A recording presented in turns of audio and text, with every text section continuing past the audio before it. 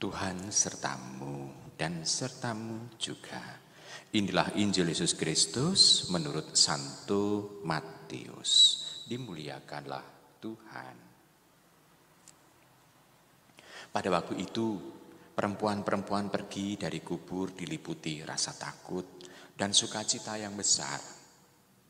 Mereka berlari cepat-cepat untuk memberitahukan kepada para murid bahwa Yesus telah bangkit. Tiba-tiba Yesus menjumpai mereka dan berkata, "Salam bagimu." Mereka mendekatinya, memeluk kakinya, dan menyembahnya. Maka kata Yesus kepada mereka, "Jangan takut.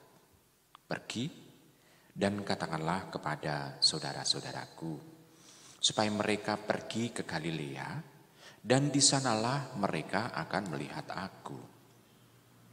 Ketika mereka masih di tengah jalan, datanglah beberapa orang dari penjaga makam Yesus ke kota memberitahukan segala yang terjadi itu kepada imam-imam kepala. Dan sudah berunding dengan kaum tua-tua, mereka mengambil keputusan lalu memberikan sejumlah uang besar kepada serdadu-serdadu itu dan berkata, "Kamu harus mengatakan bahwa murid-murid Yesus datang malam-malam dan mencuri jenazahnya ketika kamu sedang tidur. Dan apabila hal itu kedengaran oleh wali negeri, kami akan berbicara dengan dia, sehingga kamu tidak beroleh kesulitan apa-apa." Mereka menerima uang itu dan berbuat seperti yang dipesankan kepada mereka. Dan cerita itu tersiar di antara orang Yahudi sampai sekarang ini. Demikianlah Injil Tuhan kita. Terpujilah Kristus. Ibu, Bapak, saudara-saudari yang terkasih dalam Yesus Tuhan, pada bacaan hari ini, di sana kita bisa melihat bagaimana perjuangan murid-murid Kristus untuk bisa merasakan dan mengalami iman akan kebangkitan Tuhan. Jadi iman akan kebangkitan Tuhan itu ternyata kita bisa melihat dalam bacaan Injil ini mendapatkan tentangan yang sangat kuat. Tentangan yang sangat kuat adalah dari para pemuka-pemuka, kaum tua-tua pada waktu itu. Dia melakukan sesuatu kecurangan. Kecurangannya adalah dia mencoba menyuap serdadu-serdadu itu, dan dia membisiki bahwa serdadu-serdadu yang penjaga itu untuk mengatakan bahwa dia tertidur.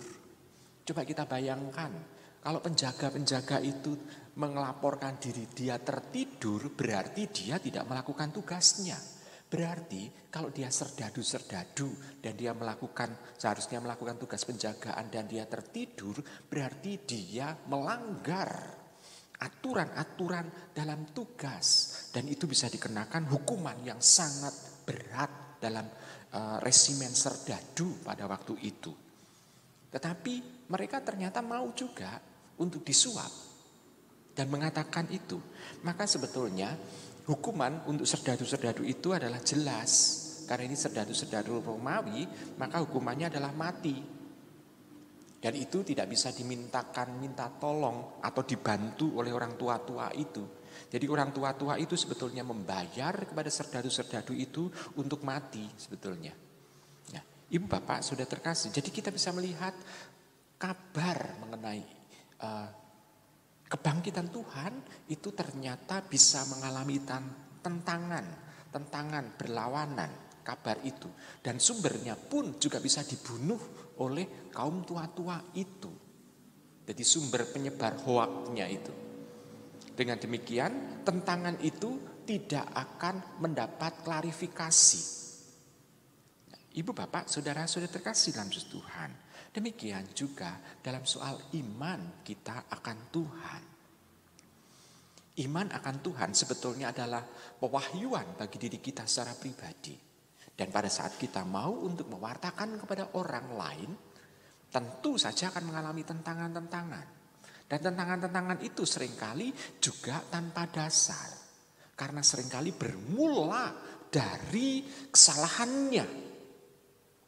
Dan itu pun itu tidak akan bisa reda Kenapa? Karena pada saat menggali ketidakberesan yang ada dalam dirinya, dia tidak mempunyai kemampuan lagi.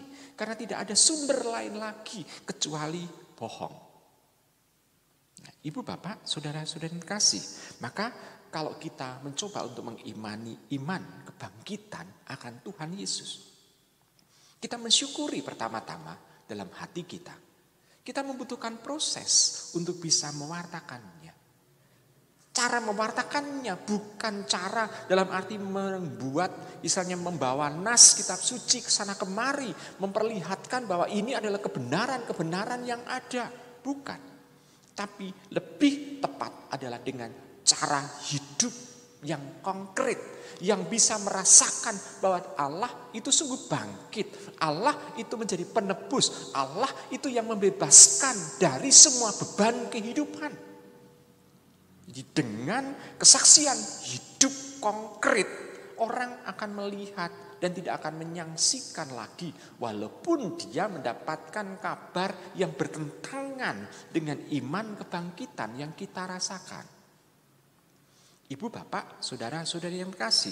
Karena sekali lagi saya mau menekankan bahwa iman kebangkitan ini sebetulnya adalah anugerah dari Allah yang diberikan kepada kita. Karena peristiwa kebangkitan bukan peristiwa manusiawi, tetapi peristiwa ilahi. Berarti iman akan kebangkitan pun itu adalah hanya kita terima sebagai anugerah. Karena tidak ada orang yang bisa melihat kebangkitan Tuhan. Karena itu adalah peristiwa ilahi. Kita, badan kita yang wadak, mata kita yang wadak ini tidak akan mampu melihat proses kebangkitan itu. Jadi yang bisa melihat adalah mata batin. Karena ini adalah proses atau peristiwa ilahi. Nah, Ibu, Bapak, saudara sudah terkasih.